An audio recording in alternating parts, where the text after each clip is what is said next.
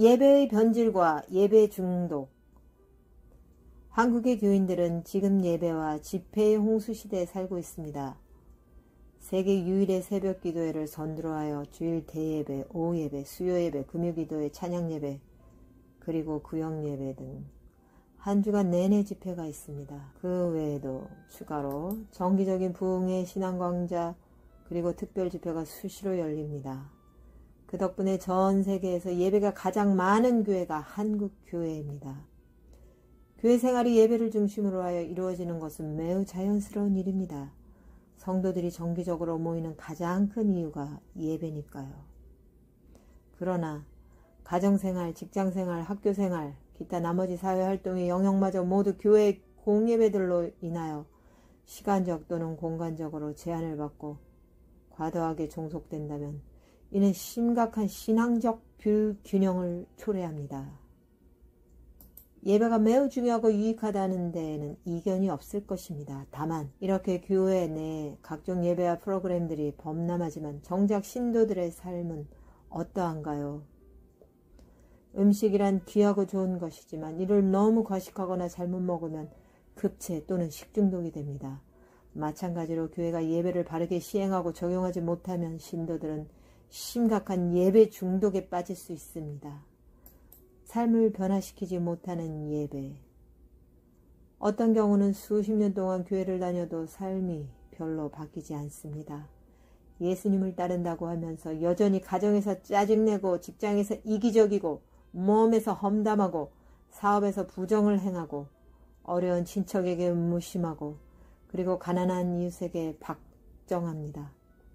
그래도 예수 믿고 다소 나아지기는 했지만 아직도 인색하고 옹졸하고 잘난 척하고 다투고 시기하고 공의에 무감각하고 기복적이고迷信적이고 그리고 주는 것보다 받기를 좋아합니다.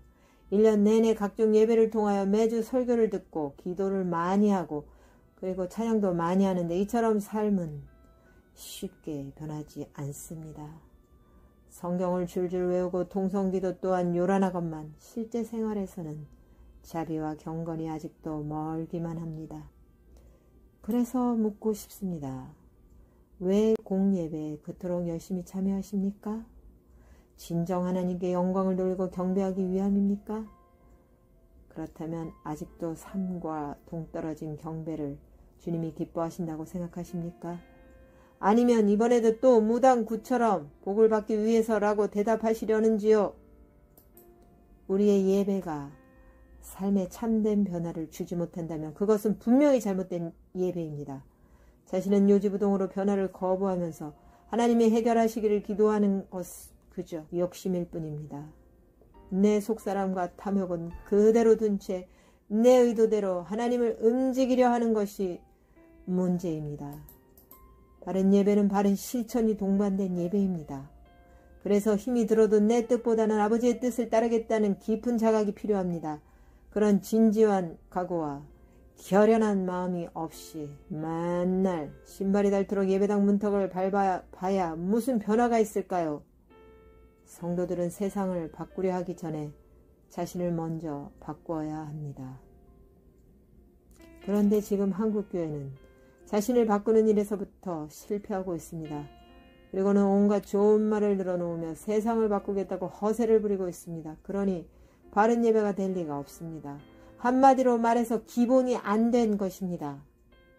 교회의 직분자들이 갖은 악행을 고치지 않으면서 무엇을 바꾸고 무엇을 변화시키겠다는 것인지 정말 무책임하고 모렴치한 현실입니다. 최근에 어떤 분이 한국교회의 총체적 부패를 보며 신학의 부재가 심각한 문제라고 지적을 하셨더군요. 성도들의 깊은 각성이 필요합니다. 하나님은 교회에만 계신 것이 아니신데 유독 공예배를 지나치게 신성시하는 분들이 많습니다.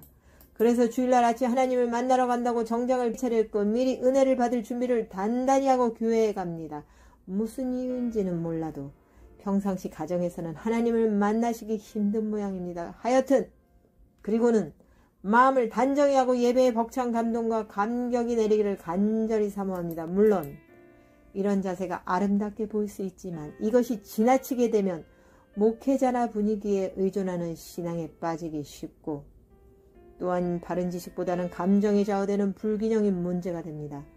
아울러 자신이 예수 믿고 교회 다니면서 세상적으로 성공하여 남들보다 잘 살거나 다소 앞서 있으면 그것을 매우 중요한 신앙의 승리로 간주하는 성공주의나 번영주의 또한 예배를 기복적으로 변질시키는 데 큰 기여를 하고 있습니다.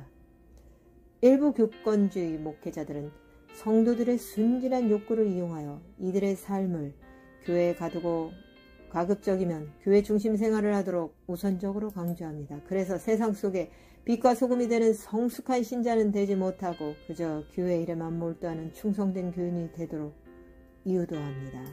외국에 비해 한국 교회의 기형적으로 예배나 집회가 많은 것이 이런 현실과 결코 무관하지 않습니다.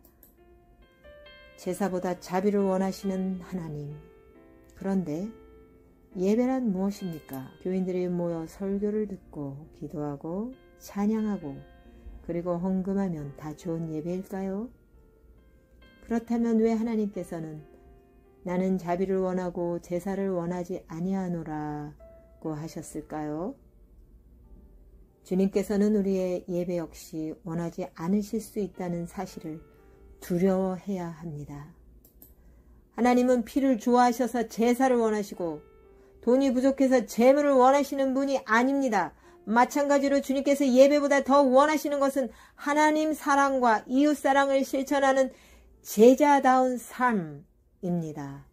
그래서 예배가 귀하고 좋은 것이기는 하지만 성도의 삶을 통한 사역보다 예배를 우선시하는 예배 제일주의나 예배 만능주의는 매우 위험한 사상입니다.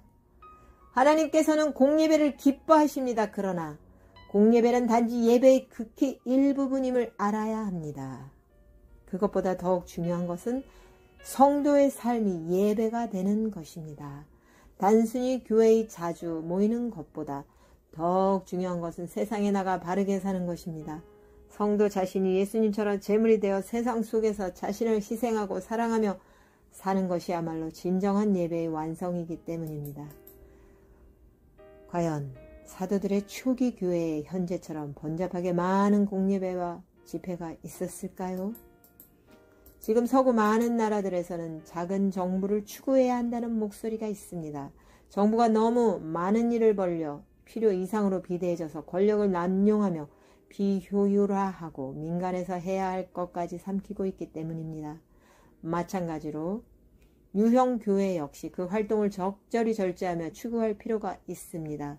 성도의 삶이 단순히 교회 활동에만 그치는 것이 아니니까요. 따라서 교회는 신도들이 인생의 모든 영역에서 미랄이 되어 제자다운 삶을 살도록 도와주어야 합니다.